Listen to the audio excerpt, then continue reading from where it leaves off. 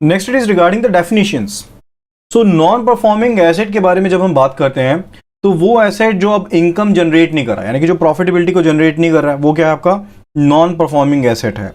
Okay, and NPA guidelines and जो IRAC की guidelines हैं, आईआरएसी पॉलिसी है, इनका बहुत इंपैक्ट पड़ता है बैंक की पॉलिसीज के ऊपर। ठीक है, तो इसलिए इनको समझना बहुत जरूरी है अगर हम बैंक की परफॉर्मेंस को अकाउंटिंग की टर्म्स में समझना चाहते हैं। तो टर्म लोन के केस में जहां पर इंटरेस्ट या फिर इंस्टॉलमेंट, यानी कि प्रिंसिपल या फिर इंटरेस्ट, दोनों ड्यू रहते हैं बियॉन्ड 90 डेज, 90 डेज से ज्यादा,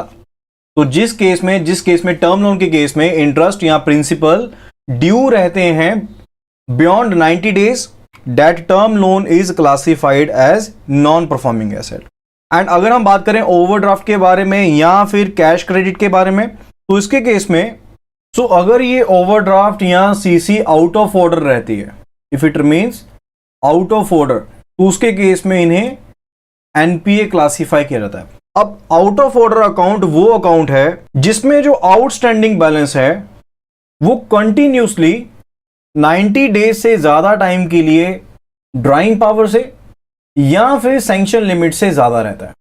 ठीक है, तो जैसे मान लीजिए 3 लाख की सीसी अगर सैंक्शन की गई है एंड अमाउंट जो है उस अकाउंट में 3 लाख से ज्यादा रहता है, या फिर 3 लाख की सीसी में जो ड्राइंग पावर थी मान लीजिए वो सेट की गई थी 2,50,000 की, तो अगर अमाउंट जो है 2,50,000 से ज्यादा है तो ऊपर का जो अमाउंट है, इससे ज्यादा जो अमाउंट एक्सेस अमाउंट जो आउटस्टैंडिंग है वो आपका क्या है, ओवरड्यू अकाउंट है। ठीक है, ओवरड्यू अमाउंट है। तो अगर ये ओवरड्यू अमाउंट यानी कि जो आउटस्टैंडिंग है वो आपका किससे है, ज्यादा है, that is greater than drawing power या फिर सैंक्शन लिमिट से ज्यादा है, एंड अगर ये लगातार 90 डेज के लिए ये ज्यादा ही रहता है, तो उसके केस में अकाउंट को क्या क्लासिफाई किया जाएगा, नॉन परफॉर्मिंग एसेट क्लासिफाई किया जाएगा। ये पहला केस है आउट ऑफ ऑर्डर का। सेकंड केस क्या हो सकता है, जहां पर चाहे जो आपका अमाउंट है, यानी कि जो आउटस्टैंडिंग अमाउंट है, चाहे वो आपका कम है किससे, ड्राइंग पावर से या सैंक्शन लिमिट से, लेकिन पिछले 3 महीनों में यानी कि पिछले 90 डेज में यहां पर कोई भी अमाउंट क्रेडिट नहीं हुआ, कोई भी क्रेडिट एंट्री नहीं है, ट्रांसफर के जरिए या फिर कैश के जरिए कोई भी क्रेडिट एंट्री नहीं है, नो क्रेडिट्स। ठीक है, ये दूसरा केस है, तभी उसे एनपीए क्लासिफाई किया जाएगा। थर्ड केस क्या रहता है, जिस केस में ये वाली कंडीशन ही सेम एप्लीकेबल है, यानी कि जो आउटस्टैंडिंग अमाउंट है that is lesser than drawing power और sanction limit, that is lesser than और इक्वल टू ड्राइंग पावर और सैंक्शन लिमिट, लेकिन इस केस में क्रेडिट तो किए गए हैं, इस डेट में, इस कंडीशन में अमाउंट क्रेडिट तो हुआ है, but the credited amount is not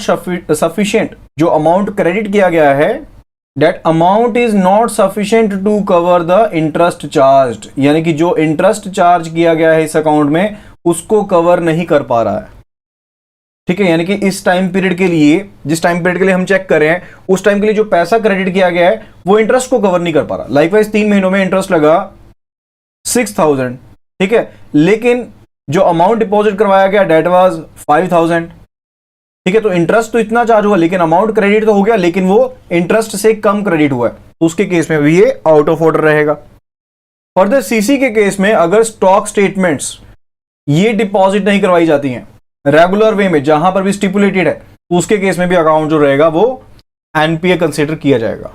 उसके बाद बात आती है रिगार्डिंग द क्रॉप लोन। जब हम क्रॉप लोन के बारे में बात करते हैं तो क्रॉप लोन में 2 तरह की चीजों को आपने चेक करना है। एक तो रहता है short duration crop loan,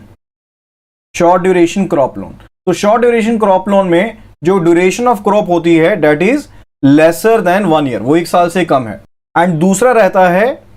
long duration crop, जिसमें जो ड्यूरेशन ऑफ क्रॉप है that is greater than 1 year. ठीक है, तो शॉर्ट ड्यूरेशन क्रॉप में जो ड्यूरेशन है क्रॉप की वो 1 साल से कम रहती है, लेकिन लॉन्ग ड्यूरेशन क्रॉप के केस में जो ड्यूरेशन ऑफ क्रॉप है that is greater than 1 year. तो शॉर्ट ड्यूरेशन क्रॉप में जहां पर इंस्टॉलमेंट ऑफ प्रिंसिपल या इंटरेस्ट